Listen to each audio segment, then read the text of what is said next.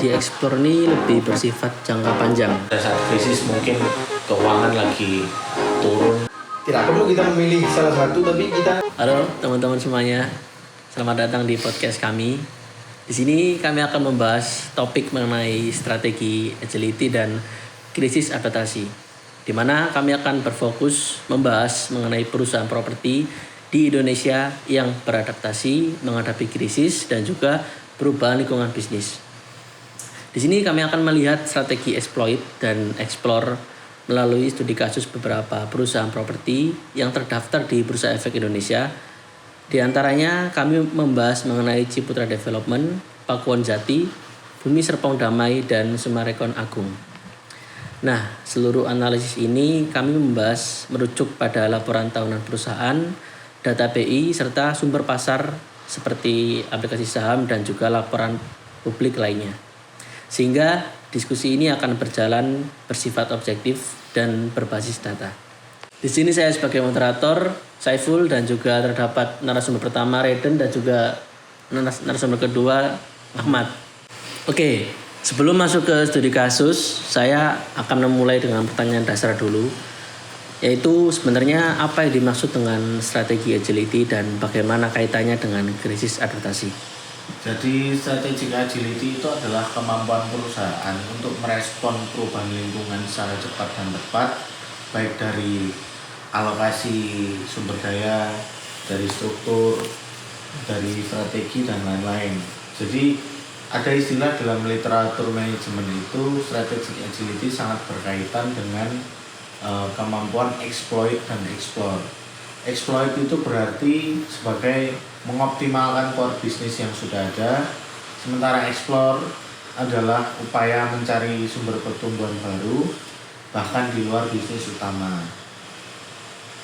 Nah, kalau krisis adaptation itu merupakan bentuk konkret dari strategi agility ketika perusahaan kayak menghadapi tekanan yang besar. Contohnya kayak krisis ekonomi atau pandemi. Ya, pandemi yang kemarin pas Covid. Nah, perusahaan kalau misalnya perusahaan itu adaptif, biasanya itu mampu untuk yang pertama menyesuaikan strategi penjualan. Strategi penjualannya bisa disesuaikan, kemudian menjaga arus kas, kemudian juga mengalihkan fokus bisnis itu secara cepat. Nah, dan hal ini sejalan dengan konsep organizational resilience, di mana perusahaan itu tidak cuma bertahan tapi juga bertransformasi pasca kritis, setelah kritis. Oke, kalau misal dihubungin masuk ke strategi exploit, nah menurut kalian tuh bagaimana perusahaan properti di Indonesia dapat memaksimalkan core bisnis mereka saat menghadapi krisis? Jadi kalau kita lihat dari data laporan tahunan, Pakuwon Jati atau PWON adalah contoh yang kuat dalam strategi exploit karena mereka sangat fokus terhadap super blok dan mall dengan recurring income dari sewa. Jadi saat terjadi tekanan ekonomi, strategi ini terbukti relatif defensif karena pertama pendapatan sewa lebih stabil dan yang kedua tidak terlalu bergantung pada penjualan unit baru. Hal yang sama atau serupa juga bisa dilihat di Summarecon Agung sama Bumi Serpong Damai atau BSD. Keduanya sama-sama tetap mengandalkan township development sebagai core bisnisnya, tapi juga pengaturan ulang fase pembangunan dan strategi pemasaran. Nah, berdasarkan laporan keuangan dan paparan publik, perusahaan-perusahaan ini menunda proyek beresiko tinggi. Nah, kalau yang beresiko tinggi ditunda dulu, kemudian memprioritaskan penjualan produk yang sangat liquid, yang paling cepat cairnya akan liquid seperti itu. Kemudian sebagai bentuk krisis adaptation berbasis exploit. Oke. Jadi dapat disimpulin kalau exploit strategi itu berperan penting untuk menjaga stabilitas saat krisis. Betul.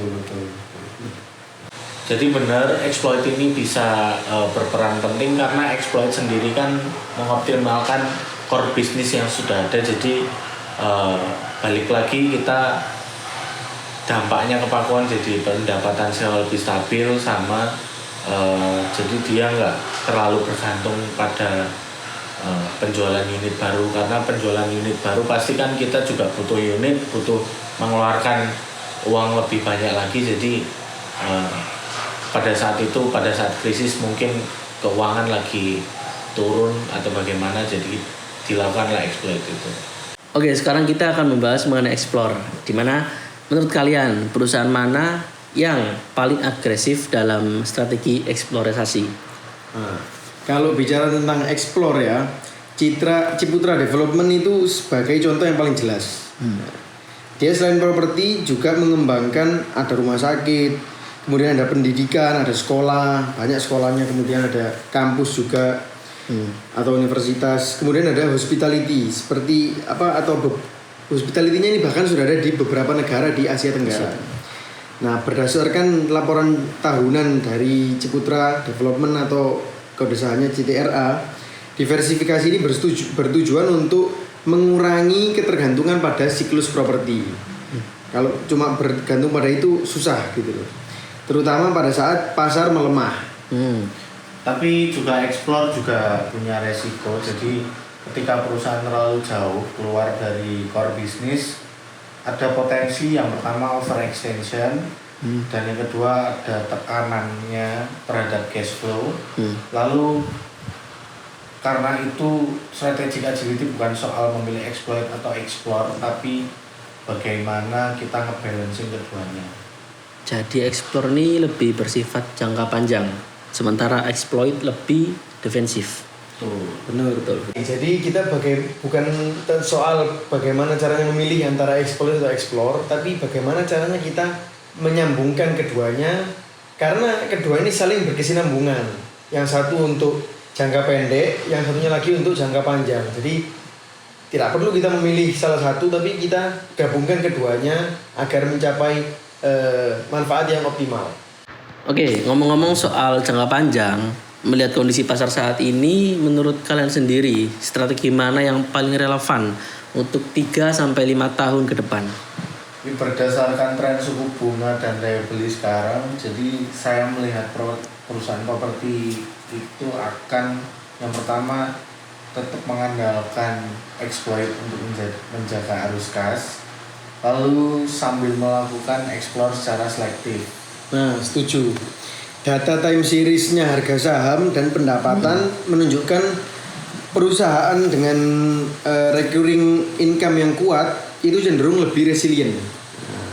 Namun kalau tanpa explore, pertumbuhan jangka panjang juga akan stagnan. Gitu. Artinya berarti strategi agility menjadi kunci utama dalam krisis adaptasi, karena di industri yang sangat siklikal seperti properti kayak gini. Oke. Dapat disimpulkan bahwa perusahaan properti di Indonesia menunjukkan berbagai bentuk strategi agility melalui kombinasi exploit dan explore. Nah, seluruh analisis ini kami didasarkan pada laporan tahunan dan keuangan perusahaan di BI dan data pasar dari Stockbit dan publikasi resmi perusahaan. Terima kasih telah mendengarkan podcast kami. Semoga diskusi ini memberikan dampak yang positif bagi yang mendengarkan dan semuanya. Sekian dari kami. Terima kasih.